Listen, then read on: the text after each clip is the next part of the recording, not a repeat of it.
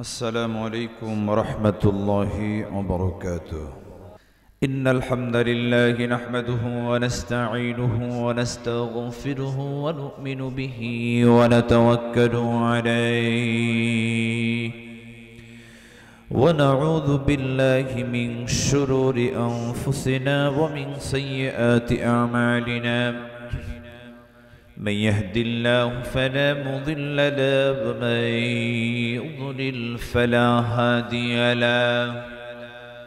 نشهد أن لا إله إلا الله وحده لا شريك له، ونشهد أن سيدنا وحبيبنا ومولانا محمدا عبده ورسوله الذي أرسله بالحق بشيرا ونذيرا وداعيا إلى الله بإذنه وسراجا وقمرا منيرا. فقد قال الله تعالى في كلامه المجيد وبرهانه التوحيد প্রাণ খুলে সকলেই পড়েন আউযু বিল্লাহি মিনাশ শাইতানির রাজীম। বিসমিল্লাহির রাহমানির রাহিম।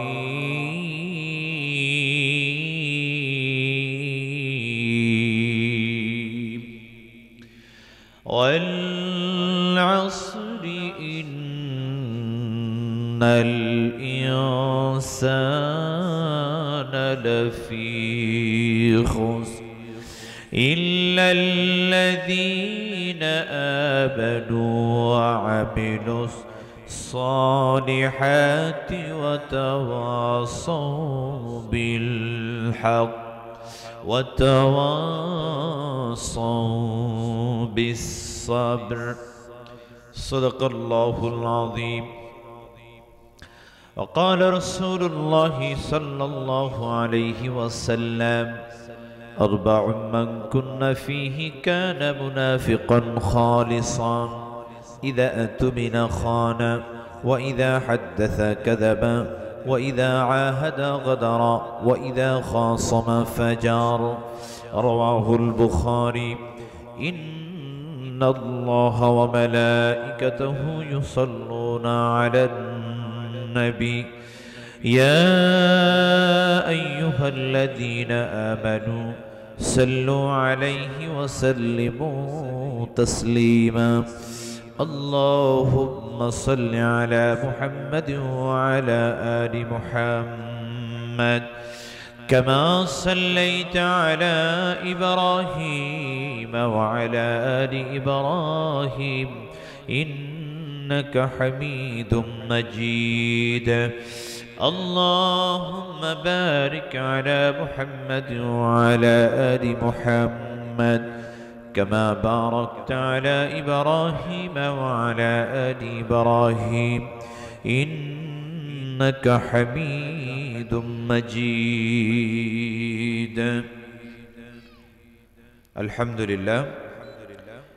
পশ্চিম রাজারামপুর নতুন পাড়া জামে মসজিদের উন্নয়ন কল্পে আয়োজিত আজকের এই তাফসিরুল কোরআন মাহফিলের সম্মানিত সুযোগ্য সভাপতি জনাব হযরত মাওলানা মোহাম্মদ আফজাল হোসাইন, খতিব, পশ্চিম রাজারামপুর নতুন পাড়া জামে মসজিদ, বারাকাল্লাহু ফি হায়াতি। আমরা বলছি আমিন। একটু জোরে বলেন আমিন। মানুষের জন্য ভালো দোয়া করলে নিজের ভালো হয়। সুবহানাল্লাহ কবেন না? আপনার সন্তানের জন্য আপনি দোয়া করেন, আল্লাহ আমার সন্তানটাকে ডাক্তার বানাও, ইঞ্জিনিয়ার বানাও, জাজ বানাও। রাসূল সাল্লাল্লাহু আলাইহি ওয়াসাল্লাম বলেছেন, মানুষ যখন অনুপস্থিত ব্যক্তির জন্য দোয়া করে, আপনার চাচাতো ভাই থাকে ঢাকায়, তার পরিবারে অভাব, আপনি তার জন্য এখানে বসে বসে দোয়া করেন, আল্লাহ তুমি তার সন্তানকে ডাক্তার বানাও, ইঞ্জিনিয়ার বানাও। আল্লাহর নবী বলেন একদল ফেরেশতা আল্লাহ পাঠিয়ে দেন, আপনি ওর জন্য যা যা দোয়া করেছেন ফেরেশতারা আপনার জন্য তাই দোয়া করতে থাকে। সুবহানাল্লাহ কোন। আপনার দোয়া কবুল হতেও পারে নাও হতে পারে, কিন্তু ফেরেশতারা মাসুম, তাদের কোনো গুনাহ নাই, ওরা দোয়া করতে দেরি কবুল হতে দেরি হয় না। সুবহানাল্লাহ কোন। তাহলে নিজের যদি কল্যাণ চান মানুষের জন্য ভালো দোয়া করতে হবে। আর আমাদের অধিকাংশের স্বভাব হচ্ছে ওই মরে না কেন, যত ভালো সব শুধু আমার হবে, আমার প্রতিবেশীর একটাও হবে না। আছে না এরকম? মানুষের ভালো দেখলেই জ্বলে, এরকম স্বভাব আমাদের অনেকের আছে না নাই? এর নাম হলো হিংসা। এর নাম কি? হিংসা এবং অহংকার মানুষকে ধ্বংস করে দেয়। জোরে কোন ঠিক কিনা?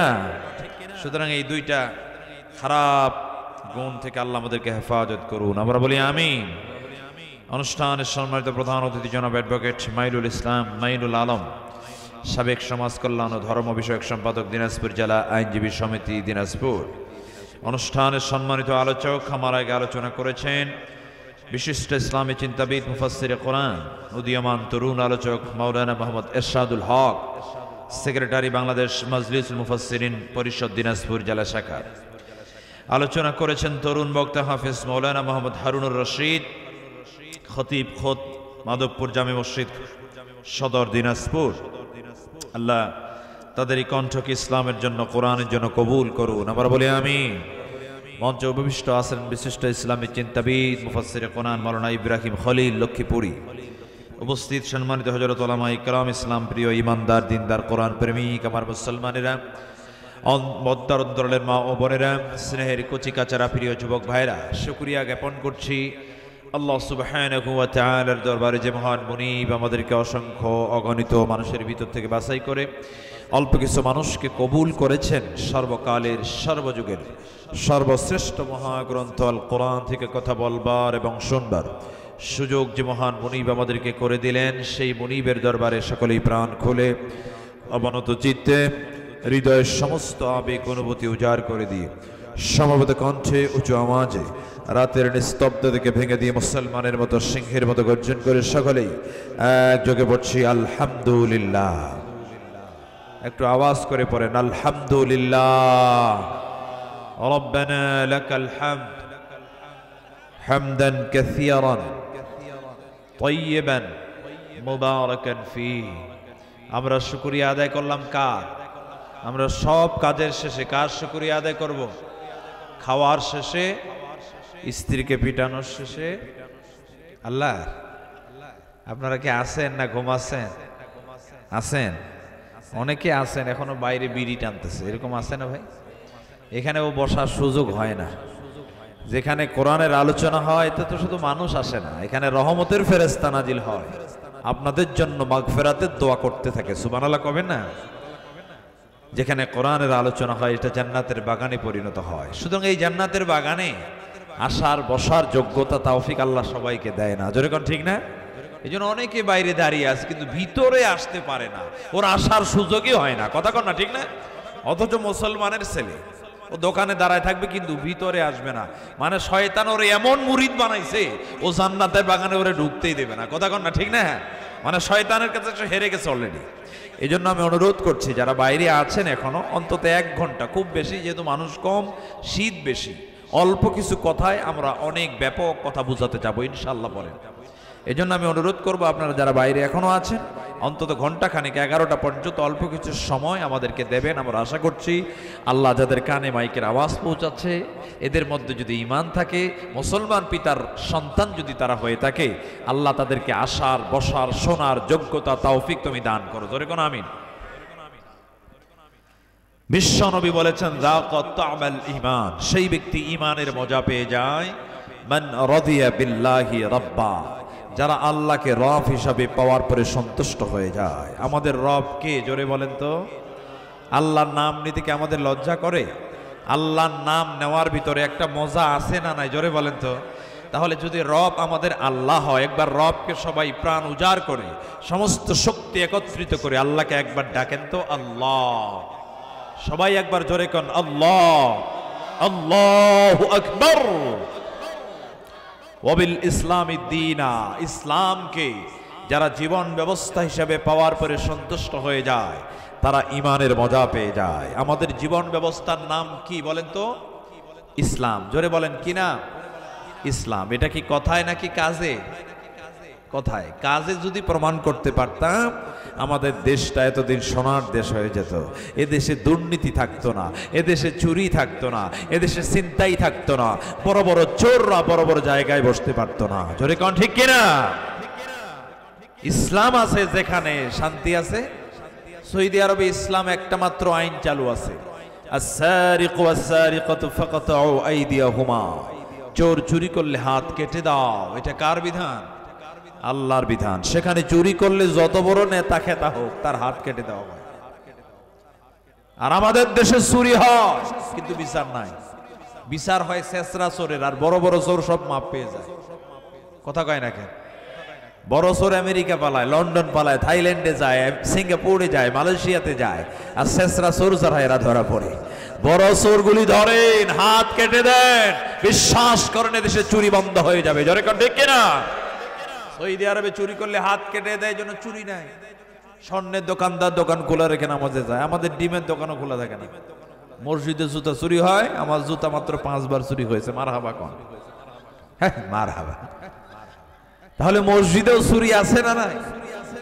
তাহলে ইসলাম আছে যেখানে শান্তি আছে সেখানে, কোরআন নাই যেখানে শান্তি নাই সেখানে, মানুষের মন মস্তিষ্ক প্রসূত আইন দ্বারা পরিপূর্ণ শান্তি প্রতিষ্ঠা করা সম্ভব নয়। জয় কথা ঠিক কিনা? অবিল ইসলামী দ্বীনা অবি মুহাম্মাদুর রাসূলুল্লাহ সাল্লাল্লাহু আলাইহি ওয়াসাল্লাম। আমাদের সমাজে অনেকে আছে বলে হুজুর আমি হলাম নিরপেক্ষ, আমার কোনো দল নাই। আমি বললাম তোর হলো শয়তানের দল। কথা কয় না? পৃথিবীতে দল হলো দুইটা, একটা আল্লাহর দল, একটা শয়তানের দল। হয় আল্লাহর দলে যা, না হয় শয়তানের দলে যা। নিরপেক্ষ কি? নিরপেক্ষ মানে হলো হিজরা। কথা কয় না? কোন নিরপেক্ষ পৃথিবীতে নাই। অক্সফোর্ড ডিকশনারি সংজ্ঞা দিয়েছে the man who has no religion, যার কোনো ধর্ম নাই সেটা হলো ধর্ম নিরপেক্ষ। আমাদের ধর্ম আছে না নাই? আমাদের ধর্মের নাম কি? ইসলাম। কমপ্লিট কোড অফ লাইফ, পূর্ণাঙ্গ জীবন ব্যবস্থার নাম হলো ইসলাম। ইসলাম শুধুমাত্র একটি ধর্মের নাম নয়। ইসলাম যেমন মসজিদে মানবেন সেরকম অর্থনীতিতেও মানবেন, পরিবারেও মানবেন, সমাজেও মানবেন, পার্লামেন্টেও মানবেন। এর নাম হলো কমপ্লিট কোড অফ লাইফ, পূর্ণাঙ্গ জীবন ব্যবস্থা। এর নাম হলো ইসলাম। যেরকম ঠিক কিনা? শুধু মসজিদে মানবেন, বিচারের সময় মানবেন না, এর নাম ইসলাম না। আমাদের সমাজে অনেকেই আছে মসজিদে মানলে খুব খুশি। কথা কয় না কেন? জান্নাতের ওয়াজ খুব খুশি, মজা লাগে। জাহান্নামের ওয়াজ করে চোখের পানি শেষ করে। যখন হুজুর বলে সৃষ্টি যার আইন মানো তার, তখন বলে হুজুর রাজাকার, চাকরি খা তাড়াতাড়ি। কথা কয় না কেন ভাই? আল্লাহর আইনের কথা বলে ওর মেজাজ গরম হয়। অদর্শ মুসলমানের বাচ্চা, বুঝতে হবে ওর ভিতরে মুনাফিকি আছে। কথা কয় ঠিক কিনা? সুতরাং আমাদের জীবন ব্যবস্থা হলো ইসলাম।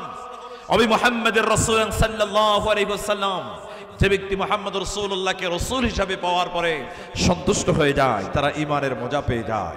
আমরা রাসূলকে পেয়েছি এজন্য খুশি না বেজার? কোন তো একবার জোরে কোন আলহামদুলিল্লাহ।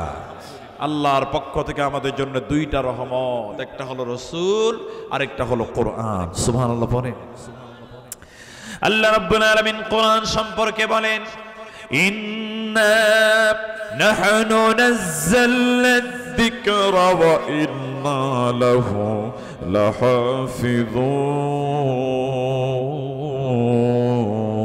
লাহাফিযুন।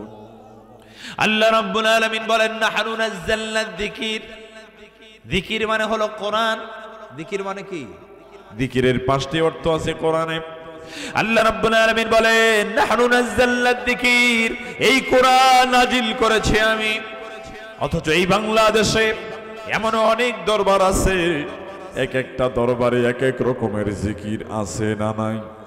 এক দরবারে দেখলাম জিকির করতে করতে গাছের উপরে উঠে বসে আছে। আমি বললাম ভাই উনার কি প্রবলেম? বলে হুজুর আপনি বুঝবেন না, উনার এশক উঠে গেছে। কি উঠছে? আমি বললাম এত এশক যদি উঠে ওরে শিমুল গাছে তুলে দাও। কথা কয় না? ও শিমুল গাছে উঠবে? মিয়া ভণ্ডামি করার জায়গা পাও না? ও মিয়া জিকির কেমনে করা লাগে? আল্লাহর কোরআন 1000 বছর আগে বলেছে। কোরআন বলছে আইয়ুহাল্লাযীনা আমানু যকুরুল্লাহা যিকরান কাসীরা।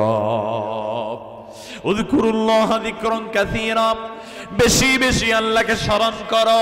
এর মানে ইল্লাল্লাহর জিকির নয়, এর মানে লা ইলাহা ইল্লাল্লাহর জিকির নয়। অধিকাংশ মুফাসসির একমত পোষণ করেছেন বেশি বেশি আল্লাহকে স্মরণ করো, এর মানে নিজের ব্যক্তি জীবন, নিজের পারিবারিক জীবন, নিজের সামাজিক জীবন, নিজের রাষ্ট্রীয় জীবন, রান্নাঘর থেকে পার্লামেন্ট পর্যন্ত জীবনের সব জায়গায় আল্লাহর বিধান নাম মানার নাম হলো আল্লাহর জিকির। ঠিক কিনা? সব জায়গায় আল্লাহকে স্মরণ করতে হবে, এর মানে হলো আসল জিকির। আর তুমি শুধু লাভ দিয়ে বাসে উঠেন না মনে করো জিকির। আল্লাহ রাব্বুল আলামিন বলেন নাহনু নাযালনা যিকির ওয়া ইন্না লাহু লাহাফিজুন। এই কোরআন নাজিল করেছি আমি, আর এই কোরআনকে হেফাজতের দায়িত্ব আমি আল্লাহ নিজ হাতে গ্রহণ করেছি। যদি কোনো ব্যক্তি কোরআনের আওয়াজকে বন্ধ করে দিতে চায়, যেই হাত কোরআনের উপরে পড়ে ওই হাতকে আল্লাহ ভেঙে টুকরো টুকরো করে দেয়। ঠিক কিনা? এই কোরআন শুনতে বাধা দিয়েছিল সবার প্রথম আবু জাহেল। সে তার পার্লামেন্টে আইন চালু করেছিল লা তাসমাউ লিহাযাল কোরআন, খবরদার খবরদার কোরআন শুনতে যেও না, যারা কোরআন শুনতে যাবে তাদের উপর নির্যাতন চালাও। আবু জেহেল কোরআন শুনতে মানুষকে বাধা দিয়েছে, কোরআন যারা শুনেছে তাদের উপর নির্যাতন করেছে।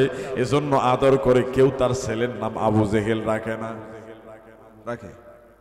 আপনাদের এলাকায় নামের কেউ আছে বুঝি না?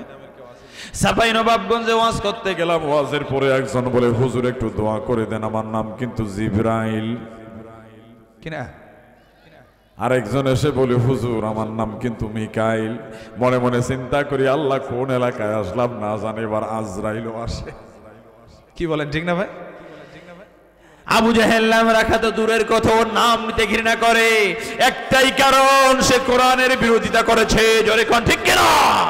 আবু জাহেলের পথকে অনুসরণ করেই বাংলাদেশেও যারা কোরআনের বিরোধিতা করেছে, কোরআন যারা পড়েছে তাদের উপরে নির্যাতন করেছে, কোরআনের পাখিকে দুনিয়া থেকে বিদায় করে দিয়েছে, আবু জাহেলের মতো এই জালেমের নাম নিতেও এদেশের মানুষ ঘৃণা করবে।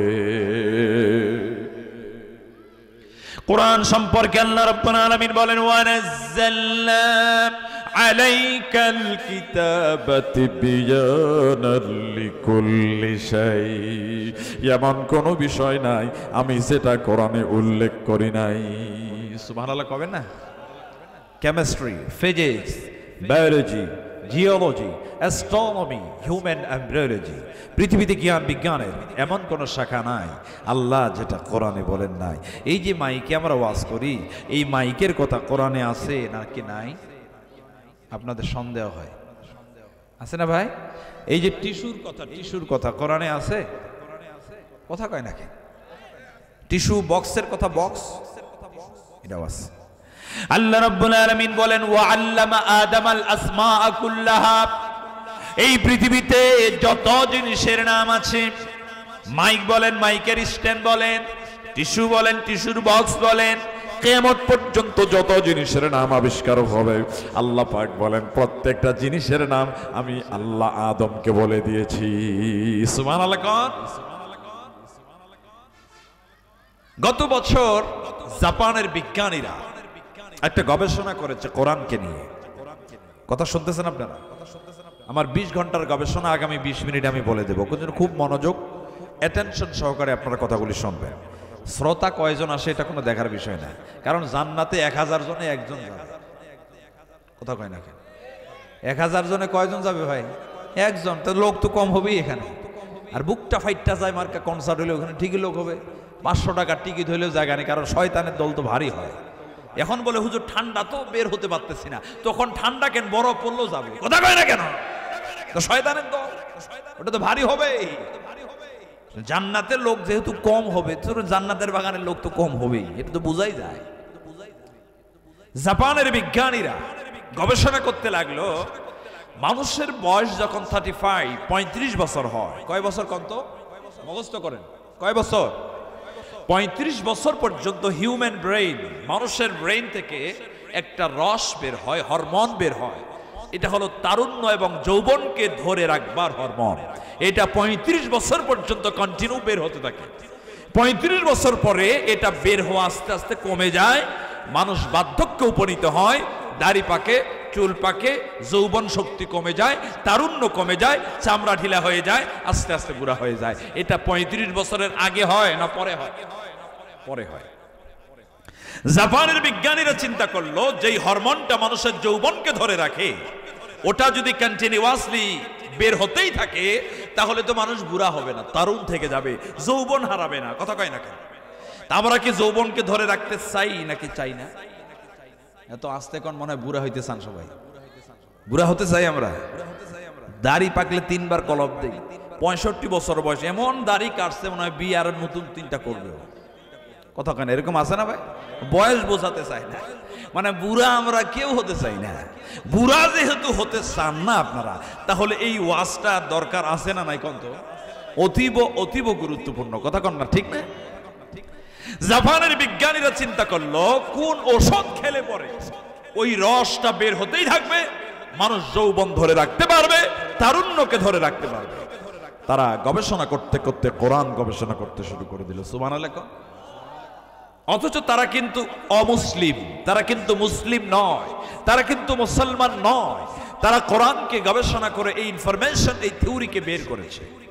অথচ এই কোরআন মুসলমানদের কাছে ছিল, এটা মুসলমানদেরকে আবিষ্কার করার দরকার ছিল, কিন্তু তারা পারে নাই। কারণ আমরা মনে করেছি কোরআন শুধু মিলাদ পড়াবই, দাওয়াত খাওয়াবই, নামাজ পড়াবই, ওয়াজ মাহফিল করাবই, আর কোনো কাজ কোরআনের নাই। এই কোরআন তো সায়েন্টিফিক একটি কোরআন।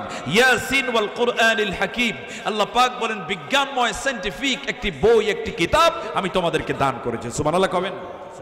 এই কোরআনের তাফসীর করতে হলে আপনাকে বিজ্ঞান জানতে হবে, কেমিস্ট্রি জানতে হবে, আপনাকে ফিজিক্স জানতে হবে, আপনাকে ইকোনমি সম্পর্কে জ্ঞান থাকতে হবে, মেডিকেল সায়েন্সের জ্ঞান থাকতে হবে। এই জ্ঞান আমাদের নাই বলে উল্টো পাল্টা ফতোয়া দিয়ে মানুষকে বিভ্রান্ত করে। কথা কয় না কেন ভাই? আলহামদুলিল্লাহি রাব্বিল আলামিন, কোরআনের প্রথম আয়াত বুঝতে হলে আপনাকে বিজ্ঞান জানতে হবে, কারণ প্রথম আয়াতটাই বিজ্ঞানসম্মত আয়াত। আলম হচ্ছে এক বচন, আলামিন হচ্ছে বহু বচন। আল্লাহ পাক বলেন তারকা, গ্যালাক্সি, ব্ল্যাক হোল, মহাশূন্যের সমস্ত গ্রহ উপগ্রহ এই আলামিনের মধ্যে আমি ঢুকায় রেখে দিয়েছি। সুবহানাল্লাহ কবেন না? তাহলে এই আয়াতের তাফসীর বুঝতে হলে আপনাকে সৌরজগৎ সম্পর্কে জানতে হবে। কথা কন না কেন? হুজুর আমি যদি সৌরজগৎ কি এটা খায় না মাথায় দেয়, আপনি যদি না বোঝেন তাহলে তাফসীর করবেন কেমন? কথা কন না, জানার দরকার আছে না আমাদের। আর বাংলাদেশের গত 20 বছর আগে, এখন না আরো 10-15 বছর আগে আমরা দেখেছি যেই সন্তানটার বুদ্ধি সবচেয়ে কম, ল্যাংরা লুলা, তার সিরা ওটা মাদ্রাসায় দেয়, আর যেটার বুদ্ধি ভালো ওটা স্কুলে দেয়। কথা কয় না কেন? আমি যখন ক্লাস 5 পড়ে তারপরে আমি মাদ্রাসায় ভর্তি হয়েছি। আমার আব্বাকে, আমি সব সময় ফার্স্ট ছিলাম, আমি জীবনেও সেকেন্ড হই নাই। কথা আমাকে আমার আব্বাকে বলেছে এলাকার লোকজন, আপনি এই ছেলেটাকে মাদ্রাসায় দিলেন নষ্ট করার জন্য। ওরা বলতে এই কথা। আর এখন আমার দেখা দেখি শত শত ছেলে মাদ্রাসায় ভর্তি হয়েছে। আলহামদুলিল্লাহ। এই কোরআন পড়েছি বলে আমি আজকে গোটা বিশ্ব ভ্রমণ করি। আলহামদুলিল্লাহ। আমি ইউরোপে যাই, গোটা পৃথিবীর অসংখ্য দেশে যাই, আমার চায়ের না পয়সাও খরচ হয় না। এবছর মালয়েশিয়া যাওয়ার পরে আমারে কে খাওয়াবে সকালবেলা, এটা নিয়ে মারামারি লাগছে। 3 জনকে আমি খাওয়াবো, আরেকজন কবে আমি খাওয়াবো, উনি তো কালকেই চলে যাবে, খাওয়াবো না কখন আমি। তাহলে এটা হচ্ছে কোরআনের বরকত, এটা আমার অহংকার না, এটা হচ্ছে কোরআনের অহংকার। কথা জোরে কর না, ঠিক না? তাহলে কোরআন যার মধ্যে আছে তার ইজ্জত, তার মর্যাদা কে বাড়িয়ে দেয়? জোরে বলেন তো। তাহলে আপনার যেই ছেলেটার মেধা ভালো, ওরে কোরআন শিক্ষা দিবেন। কথা কয় না কেন? তাহলে সে দুনিয়াতেও রাজত্ব করবে, আখিরাতেও রাজত্ব করবে। সম্মানিত ভাইরা আমার, জাপানের বিজ্ঞানীরা তারা গবেষণা করলো। আমি এজন্য বলি যে ইসরায়েলের উপরে, ইসরায়েলের যখন ফিলিস্তিনের উপরে হামলা করে তখন আমরা দোয়া করি, মসজিদে দেওয়া হয়, মাহফিলে দেওয়া হয়, ইজতেমায় দেওয়া হয়, তাফসীর মাহফিলে দেওয়া হয়, এত দোয়া, এরপরেও কিন্তু মায়ের বন্ধ হয় না। হয় নাকি ভাই? মায়ের চলে কাঞ্চিনেও, দোয়াতে কাজ হচ্ছে না। কাজ হবে কেমনে? আল্লাহ ওয়াদা দিয়েছেন, ওয়ালা তাহিনু ওয়ালা তাহজানু ওয়া আনতুমুল আলাউন ইন কুনতুম মুমিনিন। তোমাদের কোনো ভয় নাই, তোমাদের কোনো চিন্তা নাই, তোমরাই বিজয় লাভ করবে যদি তোমরা মুমিন হতে পারো। আমরা এখনো মুমিন হতে পারি নাই। জোরে কোন ঠিক কি না? পীর সাহেবের কাছে মুরিদ গিয়ে বলে, হুজুর একটু দোয়া করে দেন আমার যেন একটা বাচ্চা হয়, ছেলে বাচ্চা। কি বাচ্চা? হুজুর বলে হাদিয়া কি দিবা? বলে একটা গরু দিব। কি দিবে? গরু পাওয়ার পরে হুজুর খুশি না বেজার? হুজুর দোয়া করে আল্লাহ একটা না ওরে একসাথে 3টা বাচ্চা দিও। 1 বছর হয়ে গেছে কিন্তু বাচ্চা। আবার যায় বলে, হুজুর কি দোয়া করলেন? 1 লাখ টাকা দিয়ে গরু দিলাম আপনাকে আমি। হুজুর বলে, বাবা দোয়া তো আমি ঠিকই করছি, তুই বিয়ে করার কয় বছর হয়েছে? হুজুর বিয়ে তো করিনি। ওর কি বাচ্চা হবে? বেটা আগে বিয়ে কর, কার্যক্রম সালা, এরপরে দোয়া চা। কথা কয় নাকি? বিয়ের আগে বাচ্চা ছেলে বাচ্চা হয়। আজকে ইসরায়েল যখন তথ্য প্রযুক্তি থেকে ডেভেলপ করেছে, গোটা পৃথিবীতে তারা নেতৃত্ব দিচ্ছে, ইকোনমিক্যালি সম্পদের দিক থেকে তারা অগ্রগামী। পৃথিবীর বড় বড় কোম্পানি ইসরায়েলের, পৃথিবীর দামি দামি প্রযুক্তি ইসরায়েলের। তখন তুমি এটার মিলাদ তোমরা বই বানাইছো, কোনো গবেষণা নাই, খালি দোয়াতে কাজ হবে না। আল্লাহ কয় কোরআন দিয়েছি, এটা গবেষণা করে ইসরায়েলের চাইতে দামি তথ্য প্রযুক্তি আবিষ্কার করো, তাদের চাইতে দামি অস্ত্র আবিষ্কার করো, তাদেরকে হামলা করার যোগ্যতা অর্জন করে ঝাঁপিয়ে পড়ো, অবশ্যই আমি আল্লাহ বিজয় দেব। চলে ঠিক কিনা?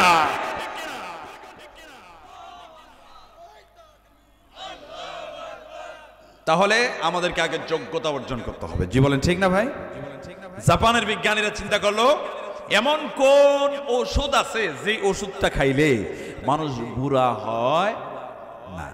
আজকে যেহেতু আপনাদের উপস্থিতি কম, এই জন্য আমার আলোচনা অন্য স্টাইলের হবে। আমি শ্রোতাদের অবস্থা দেখে ওয়াজ করি, কথা কি বলছেন? আমার যেমন শ্রোতা ওয়াজ সেই সিস্টেমে হয়, আমি ওই সিস্টেমেই চলতেছি। এখন আমি যদি রিয়েল তাফসীর এখানে শুরু করে দেই, তাহলে এমনি তো মানুষ কম, আরও মানুষ থাকবে না। তো যেভাবে দরকার আমি সেভাবে আলোচনা করছি। আমার গবেষণালব্ধ কিছু কথা আপনাদের সামনে একটু শেয়ার করবো ইনশাআল্লাহ। জাপানের বিজ্ঞানীরা গবেষণা করতে করতে একটা সূরা তেলাওয়াত করছে। ওই সূরার নাম হলো সূরা ৩। কোন সূরা? কত ৩ সূরা সবাই জানেন না আপনারা? আল্লাহ রাব্বুল আলামিন বলেন, ওয়াত-তিনি ওয়াজ-যাইতুনি ওয়া তুরি সিনিন ওয়া হাযাল বালাদিল আমিন।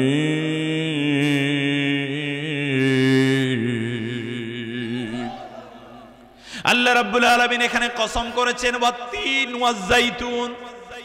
আমরা কসম করি আল্লাহর। আমরা কসম করি কার? আল্লাহ সবচাইতে সম্মানিত, এজন্য আল্লাহর কসম করি। আল্লাহ ছাড়া অন্য কোনো কিছুর নামে কসম করা জায়েজ নাই।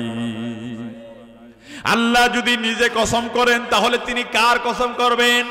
তার চাইতে সম্মানিত কেউ নাই। সুতরাং আল্লাহ যদি কোনো কিছুর নাম ধরে কসম করেন, তার মানে বুঝতে হবে ওই জিনিসটা অতীব অতীব গুরুত্বপূর্ণ, ঠিক না? আল্লাহ পাক কসম করলেন, ওয়াত-তিন ওয়াজ-যাইতুন, দুইটা ফলের কসম। কয়টা ফল? একটা হলো তিন আর একটা হলো জাইতুন। তিন ফল এখন আপনারা বাজারেই কিনতে পান, একটু দামটা বেশি। আর জাইতুন মানে কি? জাইতুন মানে অনেকে মনে করে জলপাই, আসলে জাইতুন মানে জলপাই না, জলপাইয়ের মতো দেখতে, হুবহুব একটু ছোট। অলিভ অয়েল, অলিভ অয়েল তেল আছে না, পৃথিবীর সবচাইতে দামি তেল। ডাক্তাররা অলিভ অয়েল খেতে বলে যাদের হার্টের প্রবলেম হয়। 2700 টাকা কেজি, কিনে খাওয়া যায়? কি করেন আপনারা? 200 টাকা সোয়াবিন, তাতেই যান শেষ, আবার 2700। এমনি ডিজিটাল বাংলাদেশ একেবারে টাল বাটাল করে দিয়ে গেছে, কথা কয় না কেন? ব্যাংকে টাকা নাই, সব ব্যাংক দেউলিয়া, এটার নাম বলে ডিজিটাল। আমি বলি ঠিকই টাল বানাই দিছো তুমি বাংলাদেশকে। ব্যাংকে টাকা নাই, কোথাও নাই, কঠিন অবস্থার মধ্যে চলছে বাংলাদেশ। সম্মানিত ভাইরা আমার, আল্লাহ পাক কসম করেছেন, ওয়াত-তিন ওয়াজ-যাইতুন, তিন এবং জাইতুনের কসম। জাপানের বিজ্ঞানীরা এই দুইটা ফল নিয়ে গবেষণা শুরু করে দিল। তারা চিন্তা করলো আল্লাহ কেন দুইটা ফলের কসম করেছেন। গবেষণা করতে গিয়ে তারা আমাদেরকে ইনফরমেশন দিল, তথ্য দিল, উত্তর দিয়ে দিল। আল্লাহ মানুষের যৌবন শক্তি ধরে রাখার জন্য যে উপাদান দরকার হয়, ওই উপাদানটা এই দুইটা ফলের মধ্যে আল্লাহ দিয়ে দিয়েছেন। সুবহানাল্লাহ। এই দুইটা ফল নিয়ে তারা গবেষণা করার পরে একটা না 10 বছর ধরে ফল খাওয়া শুরু করে দিল। 10 বছর খাবার পরেও যেই পরিমাণ উপকার পাওয়ার দরকার ওই পরিমাণ উপকার পায়, কিছুটা উপকার হয়, কিছুটা হয় না। তারা চিন্তায় পড়ে গেল বিষয়টা কি। আল্লাহ এই দুইটা ফলের মধ্যে যৌবন শক্তি ধরে রাখার উপাদান দিয়েছেন, কিন্তু খাবার পরেও পূর্ণাঙ্গভাবে কাজ হয় না কেন? এবার তারা গবেষণা করে কোনো উত্তর যখন পায় না, তারা তখন একটা মুসলিম বিজ্ঞানীর শরণাপন্ন হলো। মিশরের সবচেয়ে পুরনো বিশ্ববিদ্যালয় আল আজহার ইউনিভার্সিটি, সেই বিশ্ববিদ্যালয়ের একজন বিজ্ঞানীর শরণাপন্ন হলো একজন মুসলিম বিজ্ঞানী। তারা ডেকে ডেকে বলে, স্যার, এই দুইটা ফলের মধ্যে যৌবন শক্তি ধরে রাখার উপাদান আমরা পেয়েছিলাম, আমরা 10 বছর ধরে খেয়েছি, কিন্তু উপকার পুরোপুরি পাওয়া যায় না, কিছুটা হয় কিছুটা হয় না, পুরোটা উপকার হয় না কেন? আপনি কি একটু গবেষণা করে দেখবেন নাকি? এবার মুসলিম বিজ্ঞানী গবেষণা শুরু করে দিল। বছরের পরে বছর গবেষণা করতে গিয়ে মুসলিম বিজ্ঞানী এবার একটা উত্তর আমাদেরকে দিয়ে দিল, তিন আর জাইতুন ফল খাওয়ার পরও কেন পুরোপুরি উপকার হয় না? জাপানের বিজ্ঞানীদেরকে তিনি তার চেম্বারে ডাকলেন, এদিকে শোনো, আপনার সন্তানের বয়স যদি 3 বছর হয়, ওই সন্তানের যদি জ্বর হয়, ডাক্তারের কাছে আপনি নিয়ে যান, আপনার সন্তানকে ডাক্তার একটা ঔষধ দিবে জ্বর কমানোর, নাপা সিরাপ। কি সিরাপ? ডাক্তার বলে দিয়েছে আপনার সন্তানের জ্বর, সকালে 1 চামচ, দুপুরে 1 চামচ, রাতে আরেক চামচ, দিনে 3 চামচ, আর যদি বেশি হয় 6 ঘন্টা পর পর 4 চামচ। কি বলেন, দেয় না? তাহলে দিনে সর্বোচ্চ 4 চামচ 4 বারে খাওয়াবেন। আপনি চিন্তা করলেন আমি ব্যাংকে চাকরি করি, যাই সকাল 8টায়, আসি রাত 8টায়, কে 4 বার খাওয়াবে? সকাল 8টায় একবারে 4 চামচ বেড়ে দিলেন। অসুখ কি ভালো হবে না উল্টা ক্ষতি হবে? কথা কয় না, ভালো হবে না ক্ষতি হবে? তাহলে বোঝা গেল ওষুধ শুধু খাইলে হবে না, খাবার নিয়মও আছে। কথা কয় না কে? তিন আর জাইতুন ফল হলেই হবে না, এটা যদিও এক প্রকার ওষুধ, ওই ওষুধ খাবার নিয়ম আল্লাহ কোরআনুল কারিমে বলে দিয়েছেন। কন্যা সুবহানাল্লাহ। জাপানের বিজ্ঞানীদেরকে উনি বললেন, ও জাপানের বিজ্ঞানীরা, তোমরা ওষুধ আবিষ্কার করেছো ঠিকই, কিন্তু খাবার নিয়ম আবিষ্কার করতে পারো নাই। ওরা ডেকে ডেকে বলে, স্যার খাবার নিয়মটা কি হবে একটু আপনি বলে দেন। মুসলিম বিজ্ঞানী তাদেরকে ডেকে বললেন, শোনো শোনো, খাবার নিয়ম আল্লাহ কোরআনে সুন্দর করে বলে দিয়েছেন। আল্লাহ রাব্বুল আলামিন পুরো 30 পারা কোরআনুল কারিমে 3 ফলের কথা বলেছেন মাত্র একবার। কয়বার? আর জাইতুন ফলের কথা বলেছেন মোট 7 বার। তার মানে বোঝা গেল একটা 3 7টা জাইতুন, আল্লাহু আকবার পড়েন, একটা 3 ফলের উপাদান আর 7টা জাইতুন ফলের উপাদান একত্রিত করা লাগবে। একত্রিত করলেই হবে না, ওই ফলটা কোন জায়গার ফল হবে ওটাও আল্লাহ কোরআনে বলেছেন। সুবহানাল্লাহ কবেন না? তার মানে হলো রাজশাহীতে ল্যাংড়া আম হয়। কি আম হয়? রাজশাহীর বিখ্যাত আম। রাজশাহী থেকে কিনে আনার পরে আপনি যখন খাবেন, ওই ল্যাংড়ার যে মজা, যে ফ্লেভার, নোয়াখালীর লোক চিন্তা করে রাজশাহী যাওয়ার কি দরকার, ওই আমের আটি আমি নোয়াখালীতে লাগাবো, আমি রাজশাহী যাব না। ওই আম যদি নোয়াখালীতে লাগায়ও হবে ঠিকই, কিন্তু রাজশাহীর মজা পাওয়া যাবে। রাজশাহীর মতো মজা হবে? দিনাজপুরের সবচাইতে বিখ্যাত ফলের নাম কি? কথা কয় না কেন? কিনা বাংলাদেশের 70% লিচু শুধু দিনাজপুর জেলাতে হয়, আলহামদুলিল্লাহ কবে না? বাকি 30% গোটা বাংলাদেশ মিলে হয়। ভোলা জেলার একজন লোক, ও চিন্তা করে লিচু খাওয়া দিনাজপুরে যাওয়া লাগবে কেন? ভোলাতেই তো লিচু হয়। দিনাজপুরের লিচুর আটি নিয়া ভোলাতে লাগিয়ে দিয়েছে। কি বলেন? চায়না 3 বড় বড় সাইজ হয় না? বড় সাইজ, এমন বড় সাইজ, ওটা দিনাজপুরে দাম বেশি, ঢাকায় দাম কম। মানে যত লিচু সব আগে দিনাজপুর থেকে ঢাকায় যায়। ভোলার মানুষ চিন্তা করে দিনাজপুরে যাবো কেন, আমি ভোলাতে বসে চায়না 3 খাবো। চায়না 3 হয়েছে ঠিকই, কিন্তু সাইজ ছোট, মজাও নাই। তার মানে বোঝা গেল এক একটা জেলার মাটি এক একটা ফল আর ফসলের জন্য আল্লাহ উৎপাদন করে দিয়েছেন। কথা কন না, ঠিক না? শুধুমাত্র 3 আর জাইতুন হলেই হবে না। 3 জাইতুন বাংলাদেশেও হয়, 3 আর জাইতুন সৌদি আরবেও হয়, 3 আর জাইতুন ফিলিস্তিনেও হয়। আল্লাহ পাক বললেন কথাকার 3 আর জাইতুন হওয়া লাগবে, আল্লাহ কোরআনে বলে দিয়েছে। আপনারা শুনতেছেন 10 মিনিটে, আর এটা 10,000 ঘন্টার গবেষণার পরে বের হয়েছে। আলহামদুলিল্লাহ কবেন না? এরপরে বলবে হুজুর মাত্র 10 মিনিট ওয়াজ করলেন। আরে মিয়া 10 মিনিটের মধ্যে 10,000 ঘন্টার কথা আছে, আপনি বুঝতে পারতেছেন না। এটা আপনার হেদায়েতের জন্য একটা আয়াত, একটা গবেষণাই যথেষ্ট, যদি আপনি হেদায়েতের নিয়তে কথা শোনেন। কথা কন না, ঠিক না? আল্লাহ রাব্বুল আলামিন বলেন, ওয়া হাদাল বালাদিল আমিন। আল্লাহু আকবার কবেন না? ওয়াত-তিনি ওয়াজ-যাইতুন ওয়া তুরি সিনিন ওয়া হাদাল বালাদিল আমিন। শুধু 3 আর জাইতুন হলে হবে না, আল্লাহ পাক বলেন ওয়া তুরি সিনিন, সিনাই পর্বতের কসম, যেই পর্বতে দাঁড়িয়ে হযরতে মুসা আলাইহিস সালাম তুর পর্বতে দাঁড়িয়ে আল্লাহর সাথে কথা বলেছিলেন। কথা বলেন নাই? আল্লাহর সাথে কথা বলতে গিয়া রাত্রি 10টার পরে হযরত মূসা নবী আল্লাহকে একদিন জিজ্ঞেস করেছিলেন, আল্লাহ এই যে গভীর রাত, গোটা পৃথিবীর মানুষগুলি ঘুমায় গেছে, আল্লাহ আজকে রাতের বেলায় আমি যদি না ঘুমাই, আগামী সকাল বেলায় আমি ঠিক মতো কাজ করতে পারবো না। যদি রাত্রে না ঘুমান সকালে কাজ করতে পারবেন? গতকালকে মাহফিল ছিল সুনামগঞ্জ, সিলেট। কোথায়? প্রায় 650 কিলো জার্নি করে এসেছি দুপুর 2টায়। সারা রাত ঘুমাই নাই। বিকাল 3টায় আর একটা সেমিনার ছিল ইউনিভার্সিটির টিচাররা, সেই সেমিনার শেষ করে আবার এখানে এসেছি। চোখে আমার ঘুম নাই, মাথা খালি বন বন করে ঘুরতেছে। আমি যে কেমনে কথা বলতেছি আল্লাহ জানে। এটা আল্লাহর রহমত ছাড়া বলা সম্ভব না। জোরে কোন ঠিক না ভাই? তার আগের দিন ছিলাম রাজশাহী চাঁপাইনবাবগঞ্জ। রাতের বেলায় নৌকা দিয়ে নদী পাড়ি দিয়ে চড়ে গেছিলাম ওয়াজ করতে। রাত 1টার সময় যখন ব্যাক করি, নদীতে এত বেশি কুয়াশা, ওই নৌকা রাস্তা হারায় ফেলছে।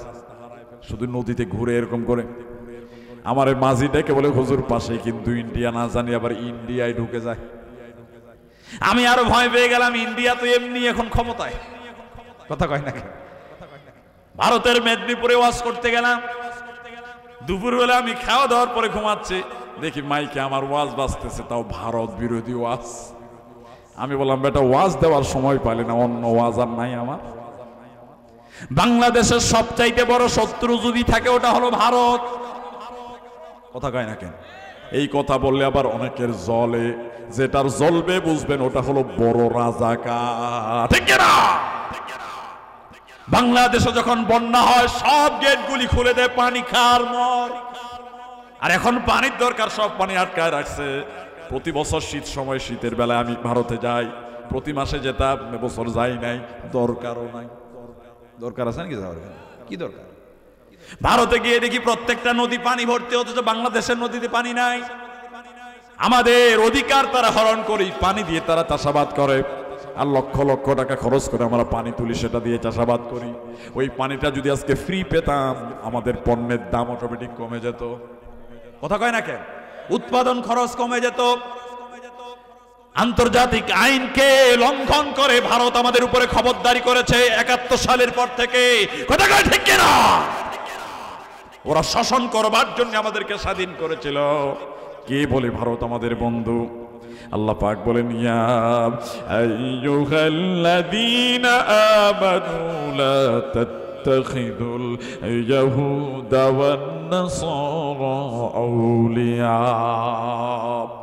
ও ঈমানদারেরা, খবরদার খবরদার, কোন হিন্দু, কোন অমুসলিম, কোন ইহুদি, কোন নাসারা ঈমানদারের বন্ধু কখনোই হবে না। যতটুকু কোন ভালোবাসা দেখাবে ওর ভিতরে স্বার্থ আছে। কথা কয় না ঠিক কিনা? স্বার্থ শেষ, ভালোবাসাও শেষ। কি বলেন? বাংলাদেশে জায়গা হয় নাই, চলে গেছে ইন্ডিয়া।